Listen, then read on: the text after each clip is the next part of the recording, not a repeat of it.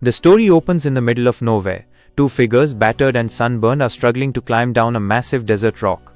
Their legs tremble, their lips cracked from thirst, and their clothes are torn from the brutal journey. The merciless sun beats down, making the air shimmer with heat.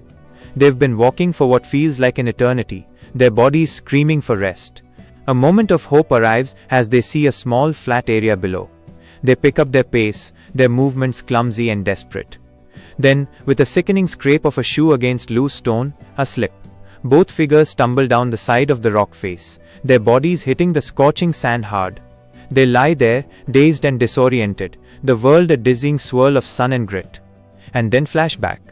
Meet David and Lucy. David is a sharp, ambitious corporate lawyer, his life a meticulously planned climb to the top. Lucy is a food chemist with a warm smile and a heart that believes in forever, in happy endings and simple joys. They are deeply in love, their future meticulously planned with a wedding in just a few weeks. But before tying the knot, they decide to take one last romantic getaway to a luxurious Arab country in the Middle East, a place of opulence and ancient mystery. When they arrive, everything feels perfect. The hotel is a palace of pure elegance, its marble floors cool under their feet, the air filled with the exotic scents of spices and jasmine. That night, Lucy sits alone at their dinner table, a single candle flickering between them, waiting for David, who is running late, caught up in a quick work call. She tries to hide her disappointment, but it's a familiar feeling. At another table sits a stranger, a ruggedly handsome traveler named Ben, with a carefree smile and eyes that have seen the world. He notices Lucy, her subtle sadness, and with a charming smile, sends over the country's most famous, beautifully presented dish as a gift. Lucy can't help but smile back, a genuine, unforced smile she hasn't felt all night. Just then, David arrives, breathless and apologetic. He sees Ben at the other table, a knowing look passing between them. Ben, realizing she isn't alone, quietly excuses himself with a respectful nod. David, in a celebratory mood, tells Lucy he's just won a huge case that will change their lives, securing their financial future and his long-coveted partnership at the firm. He pulls out a stunning diamond ring, slides it onto her finger, and asks her to marry him. Lucy's eyes fill with tears of joy as she says yes, the ring, a sparkling promise of a life she's always dreamed of. The next day, they plan an open desert tour together, but fate has other plans. David's phone rings, a jarring interruption. It's his office. An urgent video conference is scheduled, and he can't go. Lucy's face falls, her excitement turning to a familiar, bitter disappointment. She's tired of David's work always coming first, of their plans being a footnote to his career. He tries to make it better by telling her to go on the trip alone, promising to make it up to her later. Frustrated but determined not to waste her day, Lucy joins the group tour. As the bus rumbles to life, she spots Ben again. He's heading out for a more adventurous, independent trek to a famous mountain, about 30 miles away.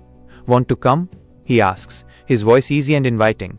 Lucy hesitates, says no, the sensible part of her mind shouting to stay on the safe tour. But sitting in her car, the words replay in her head. Something about his easy confidence, the way he seems to live life on his own terms, draws her in. Moments later, she's pulling out of the parking lot, following Ben's car into the unknown expanse of the desert. The desert stretches endlessly in every direction, a vast, silent ocean of sand and rock. After hours of driving, they reach the mountain, a place so high you can see the entire golden desert glowing under the setting sun, the colors shifting from gold to fiery orange to soft pink. Lucy is captivated, a feeling of pure freedom washing over her. Back at the hotel, David finishes his urgent work, only to discover the meeting was cancelled without him. He gave up their day for nothing, the victory of his career now feeling hollow and meaningless. Night falls on the mountain. Ben and Lucy talk for hours under a canopy of a billion stars, their voices the only sound in the vast silence. He tells her he doesn't work much, he just lives life, free of rules, and the relentless pressure of a career. His carefree energy feels like oxygen to Lucy, a breath of fresh air she didn't realize she was suffocating without. She laughs more than she has in months, the sound echoing softly on the mountaintop. There's a moment, a quiet, intense connection between them, that almost turns into something more. But she pulls away, the image of David and the ring on her finger, a sharp, painful reminder of the life she's supposed to have. By morning, Lucy wakes to find Ben gone. He is paragliding down the mountain without her, a speck against the vast blue sky. He's left a note, "Meet me at the bottom." Angry and feeling abandoned, Lucy drives down through dangerous rocky paths until she finds him. She lashes out, she's late, she should be back at the hotel, her carefully planned life now in a shambles. They decide to head back immediately, the carefree mood of the night before completely gone. On the drive, Ben plays a cassette tape, a strange repetitive desert song that feels like a mockery of her frustration. Lucy, her nerves frayed, throws it out the window in a fit of irritation. Ben stops to get it back, but the sudden braking causes the car's tires to sink into soft sand. He floors the gas, a bad move that only makes it worse. The car sinks deeper, a metaphorical and literal representation of their sinking situation. They try digging, they try pushing, nothing works. The water they have is almost gone, and a new terrifying reality sets in. The horizon offers no mercy, just an endless ocean of burning sand. Ben admits the nearest road is 30 miles away. They'll have to walk, and only at night when the heat isn't deadly. Lucy is stubborn. She doesn't want to wait. She wants out now. She can't stand another moment in this place, with this man, a symbol of all the chaos her life has become. And so begins a nightmare trek across the desert, where the sun shows no mercy, the winds cut like knives, and every step could be their last. They are two small figures against an indifferent, dangerous world. What they don't know yet is that the desert isn't their only enemy.